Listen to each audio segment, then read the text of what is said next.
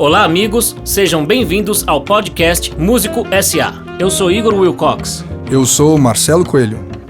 O podcast Músico S.A. sempre traz um convidado, um músico ou um player do mercado que vem relatar as suas experiências e reflexões sobre o que o músico precisa saber para cuidar da sua carreira. É isso mesmo, Igor. Não se trata de dicas ou fórmula de sucesso, mas ações e os desafios de quem está por aí fazendo o seu trabalho acontecer de maneira sustentável. Então, fique com a gente, nos acompanhe, indique aos amigos e parceiros. Assim, a gente fortalece a cena e todos se beneficiam. Agora sim. E aí, quem que é o mediador? Marcelo Coelho, né? Poxa, Marcelo isso, Coelho. cara. Bom, então a gente está aqui, ó, com um grande convidado, super convidado, para falar da carreira, trocar a experiência do mercado da música, como que ele conduz a carreira, como que ele faz todas as produções. É um músico super conceituado, um músico que, além disso, está fazendo um tremendo sucesso, levando o conteúdo dele para todo mundo do processo da música, o segredo da música, que é a plataforma que ele está fazendo, e que tem beneficiado muita gente. Ele vai contar, a gente espera que ele conte aqui qual foi a motivação, como é que ele começou essa história, e como é que ele conduz isso, como é que ele planeja isso, e ao mesmo tempo é um grande músico, um multi-instrumentista, aliás. E como é que ele dá conta de tocar tantos instrumentos e ao mesmo tempo o cara dá conta de...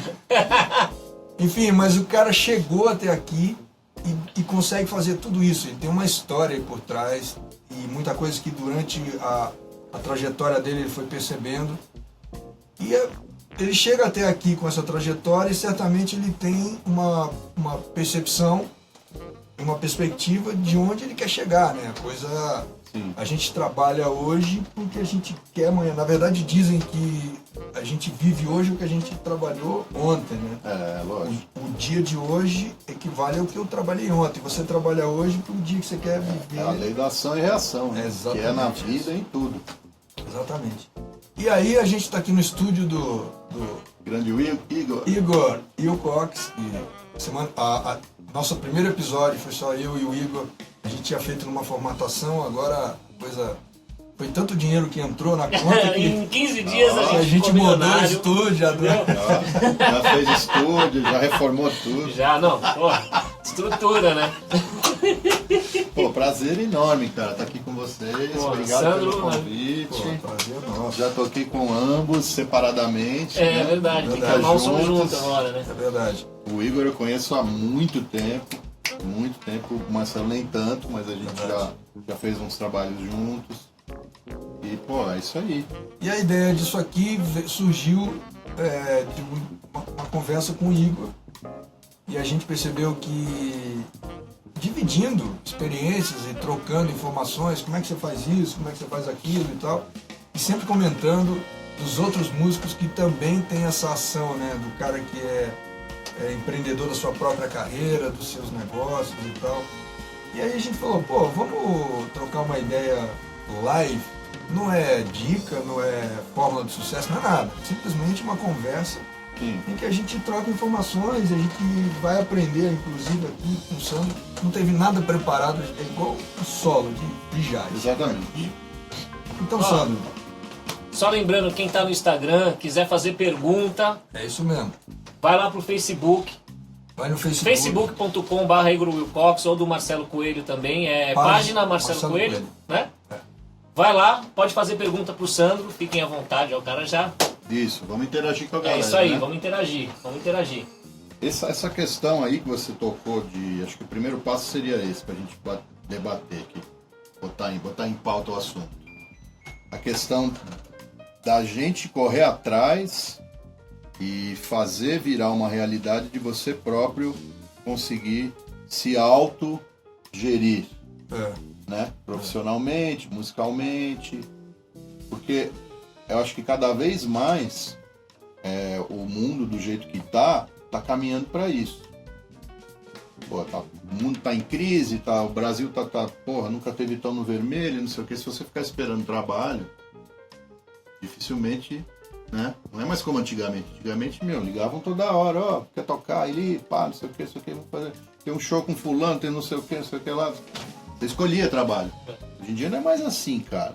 Ninguém liga mais pra você, É verdade. dificilmente. É você que liga, né? É você que tem que, Aí, né, sair... Quem tá nos trampos e nas gigs não sai mais, né? Tipo, quem tá fica e também... Isso também está muito ligado diretamente à sua turma, que, né? A gente acaba chamando de panela, mas cada um tem a sua turma, tem seus amigos e acaba às vezes, né, chamando os amigos para trabalhar. Né? E eu vejo que alguns mercados migraram também de música, né? Vamos falar de música sertaneja, por exemplo. Tudo era centralizado em São Paulo e não é mais.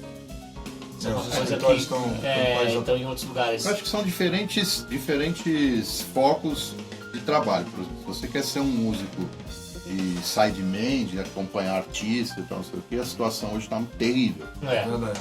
Está muito difícil. Não dá mais para você viver disso. Você quer ser feliz, né? Você só pensa no dinheiro. Esquece. Pra mim, já de cara, você já nem queira ser músico, cara. Vai fazer uma outra loja, coisa. Abre um posto de gasolina, um estacionamento, uma padaria. Porque, pô, música é um negócio que é arte, é coisa divina, vem de outra parada. Não é pra fazer com foco no dinheiro, na minha opinião. Tá? Na minha humilde opinião.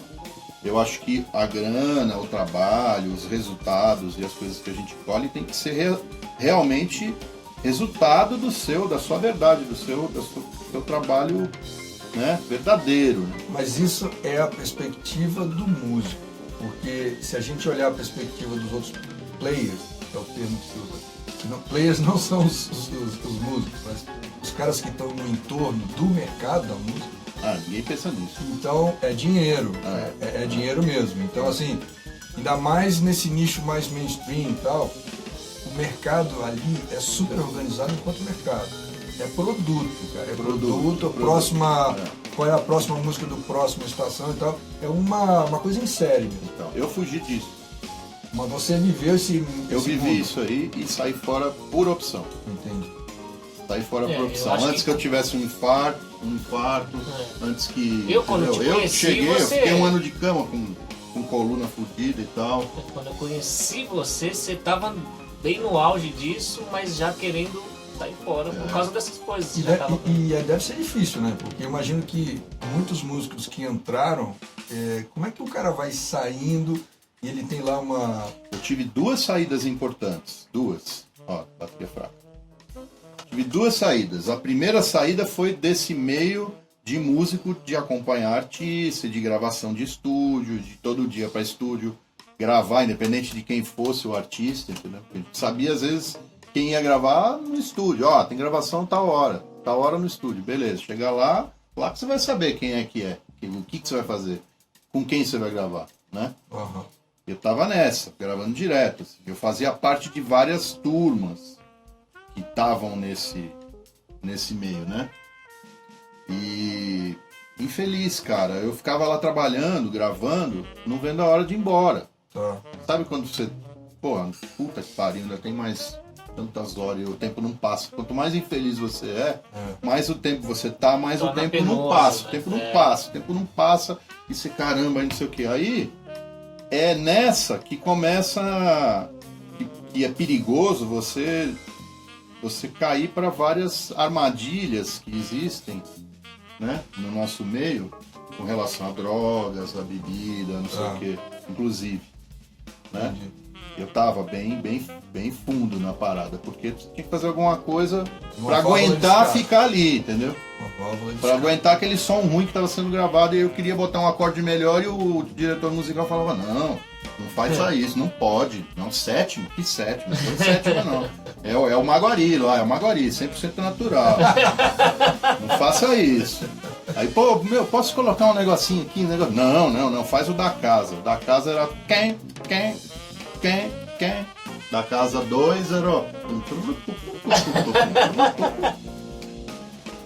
Então, bicho, você imagina isso, todo dia, chega uma hora, de vez em quando pegava alguma coisinha mais legal, mas era muito raro. Entendi.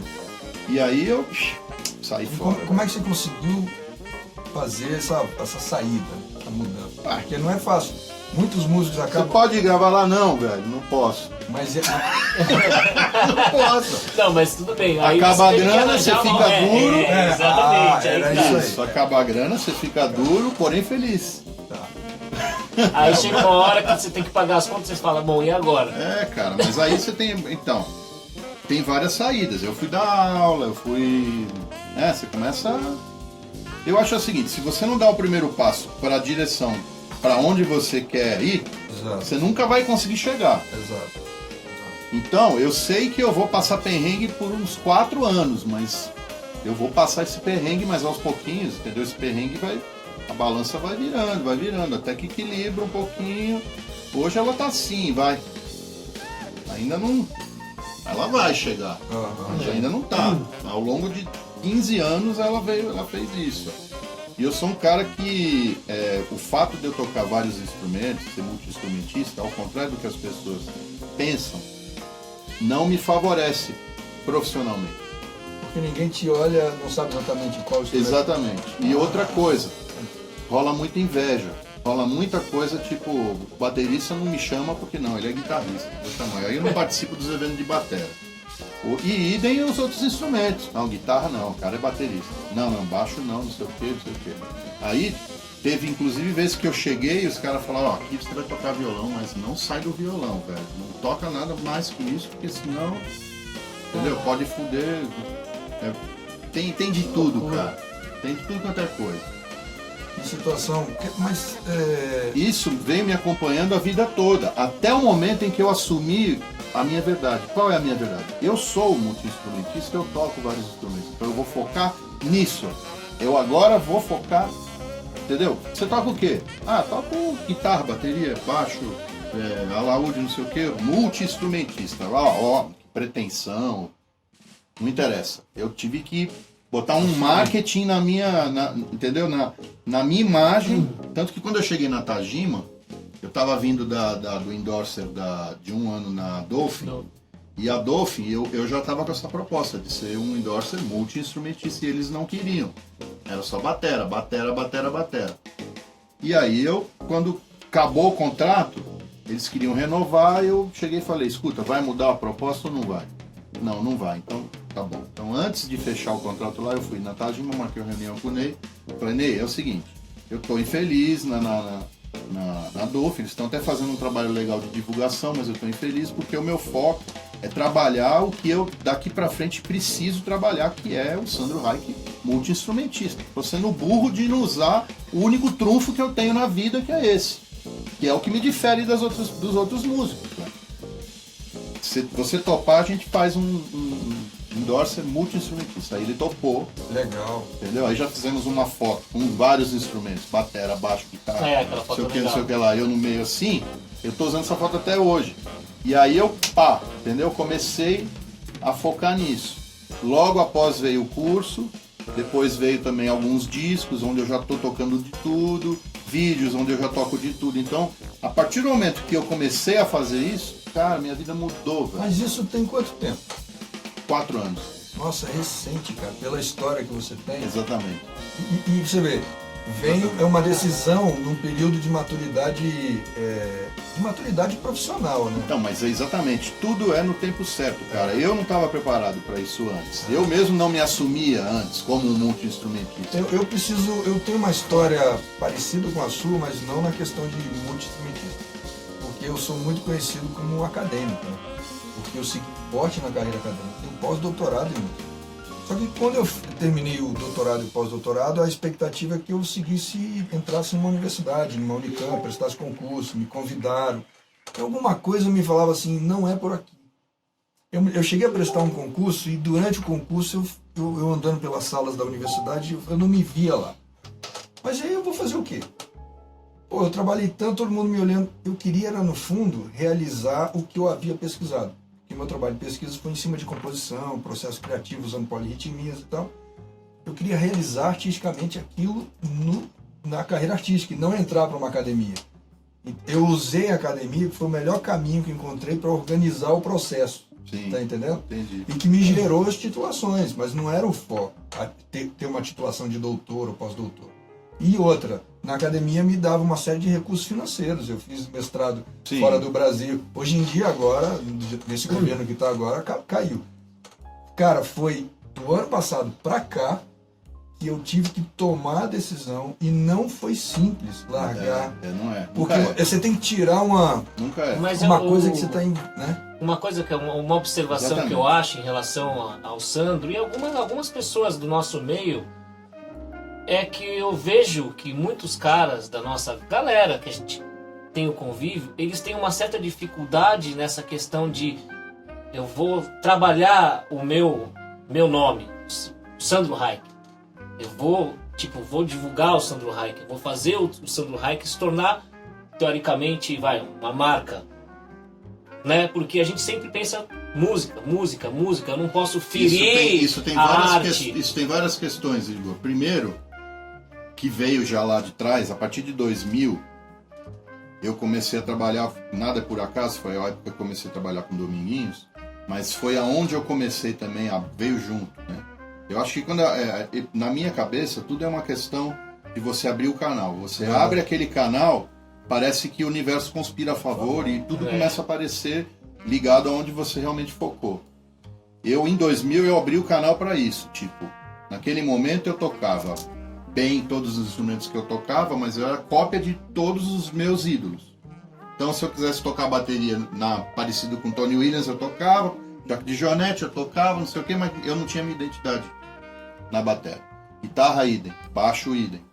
Sempre copiando e tocando e fazendo música cópia de americano. Então foi um momento em que eu rachei com isso.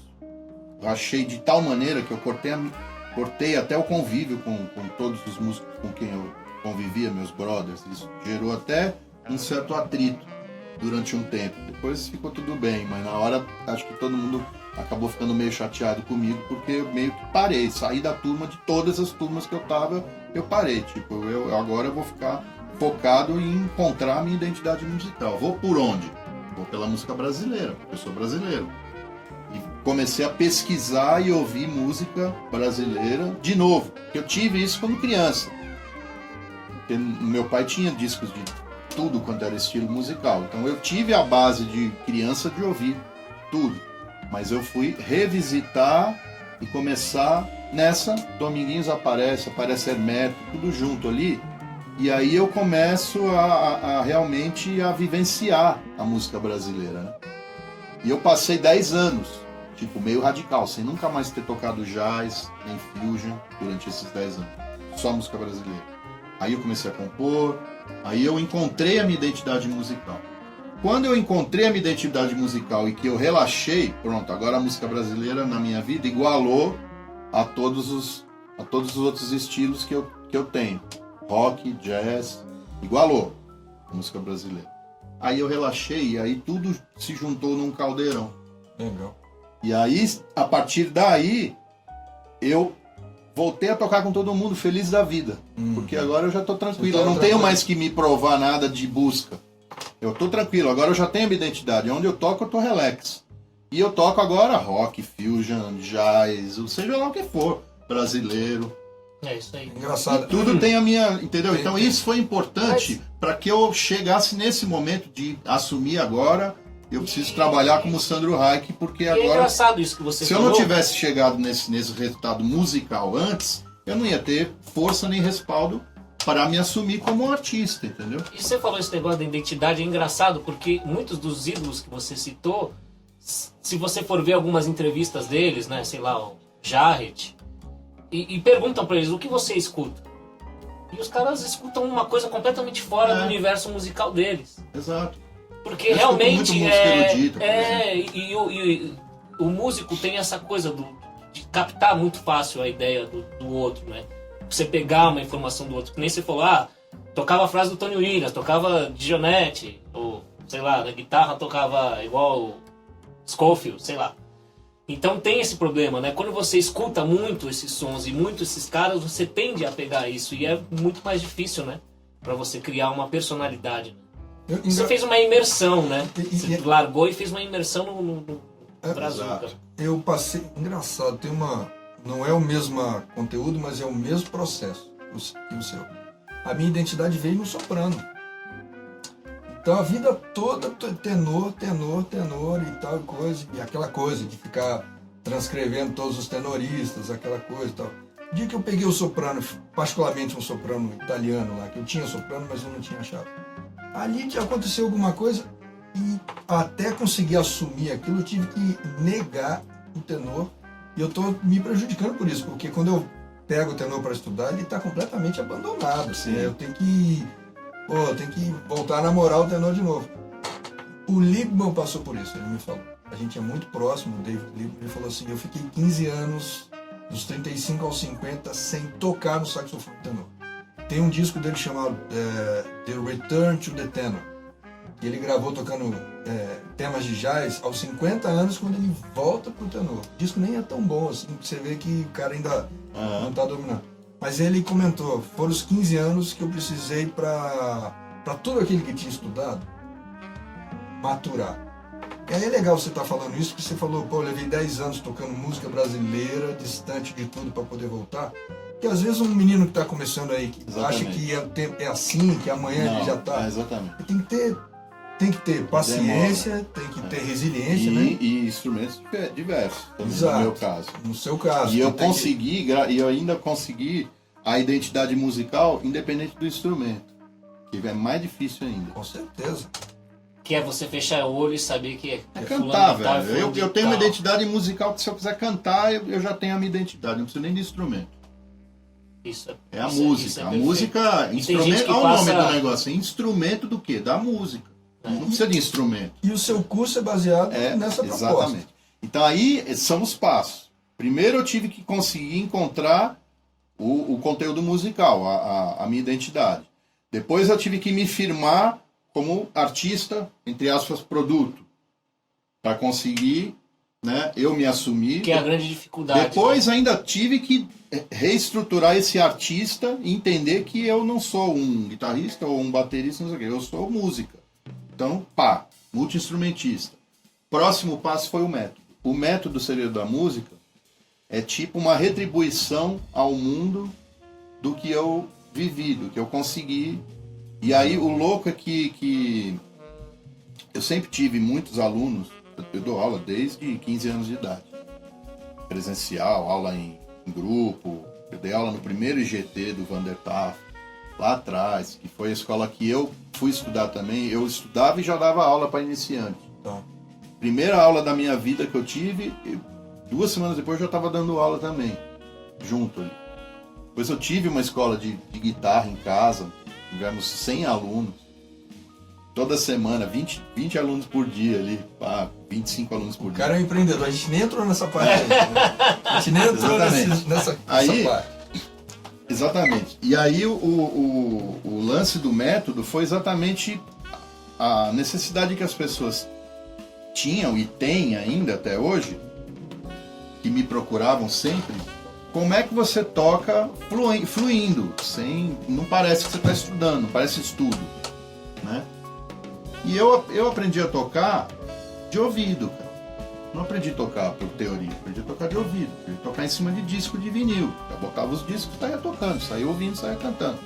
Aí deparava com um músico mais foda que eu ficava ligado no cara e aprendia se fudendo, tomava ralo, né? E graças a Deus eu sempre toquei com um cara melhor que eu. Então isso também faz você sempre estar na evolução. Depois quando eu chegou o Dominguinhos foi crucial. Eu sou um Sandro Reich antes e outro depois do Dominguinhos. Porque o Dominguinhos, o maior músico com quem eu já tive contato, ele e o Hermeto, pra mim, são os maiores músicos com quem eu já tive contato. O Dominguinhos era foda, cara. Ele tocava o que você quisesse, mas de uma maneira que fazia todo mundo chorar. Ele dava uma nota e ficava todo mundo chorando com a nota que ele deu. Ele mesmo chorava, ele mesmo tocava a nota e se emocionava. Não sabia nada. Não podia falar nem cifra, nem dó com sétima, nada. Ele tinha ouvido absoluto de nota, tocava um som, lá bemol, ele tinha ouvido absoluto. Mas não sabia nome de intervalo, não sabia nada disso. E o repertório, cara, eu nunca vi uma coisa igual. Nunca vi. Repertório de música nordestina, quer dizer, deve ter umas, 50 mil músicas. cara que gravou tudo. Não é o cara que sabe tudo, ele gravou tudo. Ele foi o cara que gravou com todos a vida inteira, né? Então ele gravou tudo do Luiz Gonzaga, tudo da Marinês, tudo do Jackson do Pandeiro, tudo dele, dos caras que tocavam com ele, dos outros não sei o que, do Trio Nordestino, do não sei o que lá, do Ari Lobo, entendeu? O cara vivenciou. Trabalhava na noite, era sanfoneiro do Regional do Canhoto, que era Meira, Canhoto, Dino Sete Cordas, olha, Orlando Silveira e ele. E Altamiro Carrilho e... entendeu? Olha os caras que o cara tocava. Isso moleque, quando chegou no Rio. Quer dizer... E depois ele pegou a fase meio bossa nova. Depois ele pegou a bossa nova. Bossa moderna, né? Tom Jobim com Johnny Alf, com... Bicho, é foda, cara. O cara sabe tudo. O cara sabe, tocava qualquer música que você quisesse, qualquer choro. Choro do não sei quem, do bicho... Você nunca ouviu falar no cara, aquele puta choro difícil pra caralho. Ele, nossa, não toca esse choro há uns 40 anos. Você fala, pô, caralho. Porra, imagina, né? Não é uma nota? Sabe assim? Era muito foda, cara. O Dominguinhos era muito foda. E ele não jogava uma nota fora. Sabe aquele cara que é perfeito? Você vê o cara tocando tipo um N Shorter, um solo do N Shorter. Não tem uma nota jogada fora, é perfeito. É uma composição, é um arranjo. Não tem aquela busca de quando a gente é novinho, de ficar jogando um monte de nota, não sei o que, né? Depois você vai ouvir, puta, por que eu toquei essas notas? Não tinha nada a ver isso aí, né? Não tem. Dominguinhos era... E outra coisa, nunca, em 13 anos de trabalho, nunca teve um ensaio, nunca teve um repertório, nunca teve nada. Ele entra no palco e sai tocando. Quem tiver atrás, que também mudava toda hora, quem tiver, sai atrás. Se você acertar, tá lindo. Se errar também, foda-se. Às vezes ele virava, dava uma risadinha, vamos, gente! Que legal. E ele vai mudando, e de uma música vai pra outra, acho que ele vai tocando, vai lembrando, aí lembra uma música, aí modula, vai pra ela, pá, não sei o quê, sempre um monte de música que nunca ninguém ouviu. E mesmo as músicas conhecidas que tinha que tocar no show, às vezes ele não tocava, mas às vezes ele tocava, cada vez ele tocava de um jeito. Porque ele não gostava de repetir. Se ele fizesse 2 shows, 3 shows no mesmo dia, que eu cheguei a fazer muito, não repetia nada no show, tudo diferente. Se tivesse que tocar a mesma música, ele mudava o ritmo, mudava o tom, mudava tudo. Forma não existe. Vai tocando, virou, sai solando, tipo. Isso aí fez você ficar... Porra, bicho. Isso é um mestrado de prática musical brasileira. Mestrado, doutorado. Eu tenho doutorado de música nordestina. Puta, fácil. Fácil. Vocês têm que ficar esperto. E eu, de cara, já tive uma conexão muito grande com ele. E quando eu cheguei lá pra tocar com ele, eu ainda tinha o Diabinho e o Anjinho. O Anjinho falava pra fazer assim. O Diabinho ficava, não pode, você tem que estudar, tem que saber o que você tá falando, você tem que saber o que você tá tocando. Porra, não sei o que lá, né? Uma vez eu fiz um curso de música, de teoria, com o Cláudio Léo Ferreira, que é um puta de um professor fudido e tal. Né? Eu completei o curso dele todinho, é o Real Book todo analisado, né? 6 do 2, 5 do 2, 5 não sei o que, empréstimo não sei das quantas, não sei o que lá, tudo analisado. Sabe quantas vezes eu usei isso na minha vida? Você responde. Cá pra nós? Nenhuma, velho. Nenhuma vez, é isso mesmo. Nenhuma vez. Eu tô ligado. Eu tô ligado. Pra que serve isso? Pra que entender? Música não é feita pra entender, velho. Música é pra ouvir, se emocionar, e tocar e ouvir. É música, é som. Entender nada. Quem entender morre, já diz o Hermeto Pascoal. Entendeu? Aí eu cheguei lá e aí eu vi o Dominguinhos dessa forma, eu falei, bicho, ô Diabinho, tchau, mano. Quero você aqui nunca mais, cara. Pô, o cara que eu mais admiro, o cara é assim, 1000%, eu posso também, cara. Claro. Sandro, manda um recado aí pra rapaziada, bicho. Você falou um monte de coisa, o que você queira falar. Pra gente, eu acho que o importante é isso, é você com a sua verdade musical, com a sua felicidade em tocar, porque eu acho que música é o que eu falo no curso. Esse curso tem uma primeira parte de palestra, assim, sabe? Que eu acho que é importantíssimo, mais até do que o método. O método de verdade, a parte de ensino musical, foi só um pretexto para ter a palestra. No início. A gente começou a bater, porque o mais importante é isso, cara. É você entender a filosofia da vida, entendeu? De você fazer uma coisa que vai te fazer feliz para sempre, que vai te colocar num caminho de evolução eterno. Evolução é eterna, né? O aprendizado é eterno. Né? Quando a gente acha que aprendeu alguma coisa, aí que a gente está no zero, não aprendeu nada. Aí que a gente vai aprender. E sempre será assim, né? Eu acho.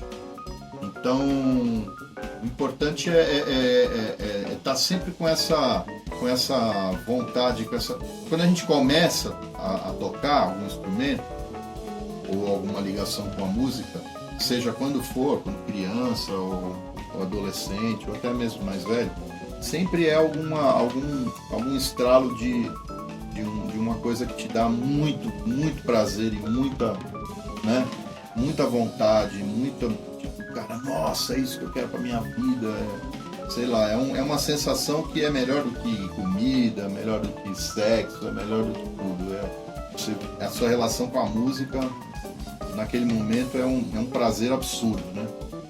E aí você começa a vida de músico, começa a estudar pelo lado acadêmico, sabe? E principalmente o mercado de trabalho, começa a trabalhar, e a primeira coisa que você quase sempre acaba perdendo é aquele tesão inicial, aquele prazer inicial. É muito perigoso isso acontecer, mas infelizmente acontece. Então, é isso que não pode deixar acontecer. Para isso, a gente tem que estar sempre feliz com o que a gente está tocando e com o que a gente está vivendo, né? E outra coisa, outro toque também é levar muito a sério. Que nada cai da milagre, acontece. Quando eu lancei logo os Grãos, os caras achavam que um milagre e os caras iam sair tocando que nem eu em 2 aulas. Isso não existe. Não existe. Eu sou profissional. O problema é que as pessoas buscam isso, né? O caminho mais fácil. As pessoas buscam isso na internet. As fórmulas do sucesso. Apenas 15 segundos. Não, bicho, e pior que isso, tem gente falando o segredo da mente X, do bilionário não sei o quê. Então. É tudo uma coisa de sedução. Exato.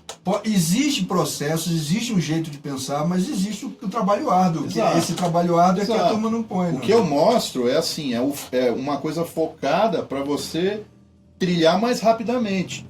Não ficar desviando com um monte de coisa que não vai te levar a lugar nenhum. E já ir focado ao que realmente você vai desfrutar e precisar, né, no decorrer da sua vida musical. Mas e principalmente também você encontrar o que é legal para você e focar naquilo. Então é tipo aquelas escolas mais focadas que já existem na Alemanha, nos lugares mais desenvolvidos, que a criança não começa e fica estudando de tudo para depois achar. Não, os caras acham a vocação da criança e aí vai te ensinar focado no que você realmente vai fazer. Está comprovado que tem um resultado muito melhor, entendeu? Então, porra, quero tocar tal música, então eu vou aprender a teoria necessária para tocar aquela música. Não ficar aprendendo um monte de baboseira que você nunca usou na vida. Eu aprendi um monte de coisa que eu nunca usei e perdi tempo. Podia estar direto no negócio. O lado sensorial poderia ter sido estimulado já há muito tempo. E eu que fui na busca, demorei para conseguir essa.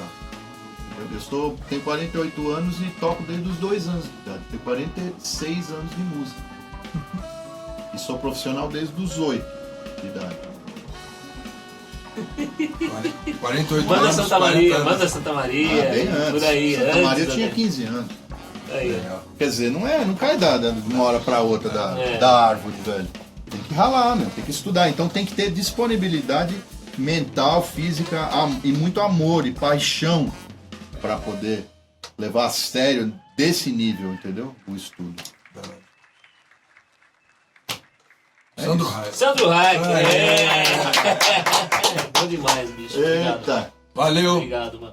O próximo convidado, daqui a 2 semanas, dia 17, é o Rui Rascasse, se eu não estou falando o sobrenome errado, que é um cara da Nômade Orquestra, que é esse cara leva 12 manos para tocar música instrumental para a Europa 2 vezes por ano. Que legal. Eu quero entender como é que ele faz isso. Então fiquem ligados, a gente vai contar como é que ele faz. Ele vai contar que é uma relação. Ele falou, mano, é pesado, mas dá. Então. E dá pra fazer, e dá pra ir. Então, Valeu, gente. Até a próxima. Valeu, gente. Obrigado, Sandrão. Valeu, mano. Obrigado. É nóis. Até já, gente. Até a próxima.